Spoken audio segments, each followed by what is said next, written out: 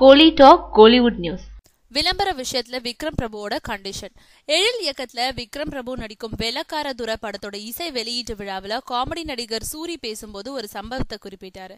வெள்ளக்காரதுரை படத்தோட முதல் நாள் படப்பிடிப்புல சூரியோட மேக்கப் ரூமுக்கு வந்த விக்ரம் பிரபு தனக்கு காமெடி சப்ஜெக்ட் புதுசுன்றதுனால தான் நடிக்கும் போது உதவி பண்ணுங்கன்னு சூரி கிட்ட கேட்டாராம்.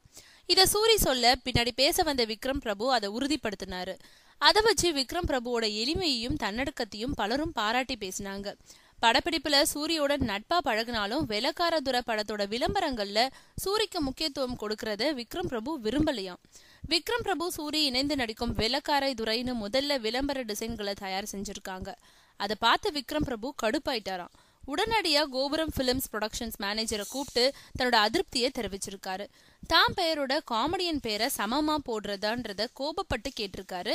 அப்போ வெள்ளக்காரதுரை விளம்பரங்கள்ல விக்ரம் பிரபு நடிக்கும்னு மாத்திருக்காங்க.